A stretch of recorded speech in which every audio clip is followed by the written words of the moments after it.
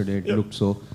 And do you think that the batsmen were trying to carry on the same momentum or trying to play with the same approach on a very different wicket? Because staying there for a longer time may have given you a better chance today and booked the place for the playoffs. Oh, well, you'd have to ask them. But it's pretty clear that when you get bowled out for 80, you haven't adjusted or adapted to the conditions, the situation or the opposition and their plans. We were poor tonight, there's no doubt about that.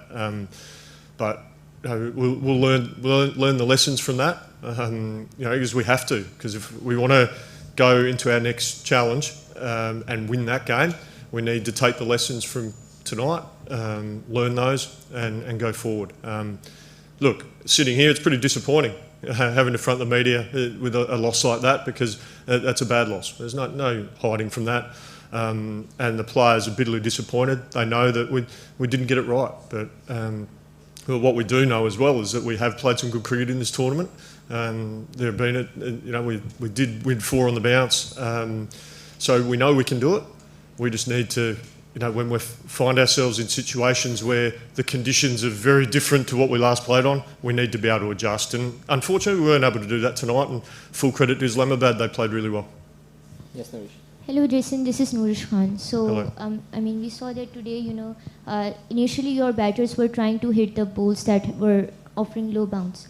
We have seen that Usman Khan had come in this game scoring a century that was on a high bounce track. So do you think that you guys, failed to recalibrate the low release heights and the low bounce that Islamabad United bowlers were, attempting? And how do you, attempt to reset this muscle memory before the next game? Yeah, I think you're exactly right.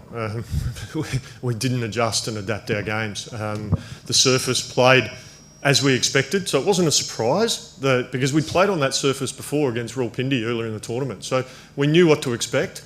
It probably kept it as low or a bit lower than probably everyone thought, but that's no excuse whatsoever. It wasn't a pitch to get bowled out for 80, no question. We just batted poorly, and we acknowledge that. We know we need to be better and adjust our game, adapt, and be better next time.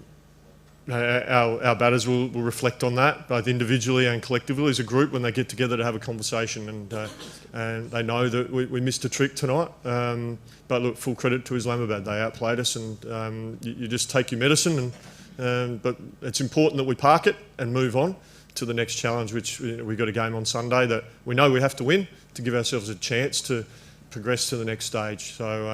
So we'll, as I said, we'll take our medicine, and obviously we'll get over our disappointment, but then our focus will go into what's going to allow us to do well on Sunday. Jason, how you rate the fast bowling abilities in overall PSL, because you had earlier the coach of Pakistan team. Yep. How you rate the fast bowling in PSL? How do I rate the bowling in PSL, the fast bowling? Yeah, look, very highly. I think there's some wonderful bowlers in Pakistan. I said it at the time when I was here in my role as the red ball coach. There's a lot of wonderful cricketers here in Pakistan, not just bowlers, but just wonderful cricketers. I've been very impressed. There's been a number of seamers that have done really well in this tournament, hasn't there? So it's been great, and it's enjoyable to watch. Admittedly, it's a little bit more enjoyable when we win, I must admit, as head coach. But look, there is some very good, lot of talent here. Yeah. Yes, Asghar. Jason, unfortunate day today, and inconsistency has been a problem with Hyderabad team. And 2 of your key performers or key men, I would say Saim Ayub and Maxwell, they haven't been up to the standard. What is the reason in your opinion, and how would you sum up all your campaign so far? Oh, look, those guys probably haven't scored the runs they'd like. But they're doing all the right things. They're prepared really well, trained hard, been really specific in their preparation, how they want to go about it. They've been doing their research on the opposition bowlers. So they're ticking all those boxes. So as a coach, can't ask for any more. Sometimes players are not necessarily out of form. They just haven't got the runs behind them. But look, a bit like a lot of people were asking about Usman Khan earlier in the tournament and hadn't scored many runs, but we knew we know what a quality player he is, and we knew at some point he would fire, and that happened last game and continued on. I thought he batted quite well tonight in a tricky situation with wickets falling around him.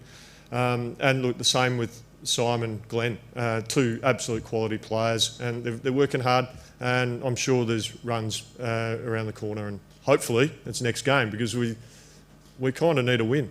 Yeah. Zamit? You talked about Saim Ayub, obviously. Yep. You have Sharjeel Khan on the bench. Do you think that maybe you guys could have rested him for a couple of games to just regain his rhythm, and meanwhile Sharjeel Khan, who also played down the order, played exceptionally well, do you think he could have been utilized in a more better way in place of Saim Ayub, and then shuffling both of them to take more out of them? Yeah, I mean, look, selection's always interesting and everyone has their opinions. One of the games that Sharjeel came in, he was brought in as a tactical reason. We were playing Multan, they had 3 left-arm spinners, and we thought he could take them on, and he did that, and he did a wonderful job. And then tactically going against other teams, we look at what our best structure is for our batting lineup.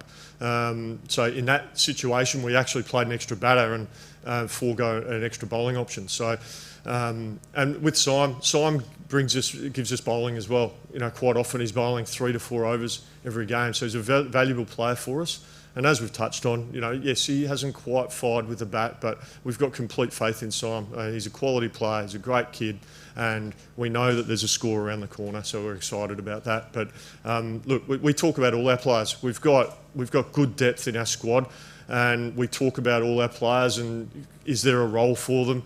We've got to marry that up with local players coming in. We've got only 4 overseas spots for the overseas players, so you have to look at how you structure up from a batting and bowling perspective. So selection's not necessarily straightforward, but we certainly spend a lot of time discussing it and talking about the various options we have and against the opposition that we're coming up against. So we'll certainly have these discussions tomorrow to go into our next game and how we structure up from a batting and bowling perspective. So we'll see how we go. Last question, please. Always played a vital role in self-confidence. Do you think genuine spinners, your team is missing genuine spinners? I would argue that we do have genuine spinners. You know, Hassan Khan has bowled beautifully this tournament. He didn't go to plan for him tonight. Very tough for bowlers when you're defending such a low total. You know, I don't not going to go too far into our bowling effort tonight because you know we just got it wrong with the bat tonight. We saw it wasn't as bad a batting track as 80 runs because they scored 78 in their power play. So it can't have been that bad. We just batted poorly. So we own that. We accept that. But we're comfortable with our spinning options. We're very fortunate that we've got a number of our batters who actually bowl. So, you know, we feel we've got plenty of options there.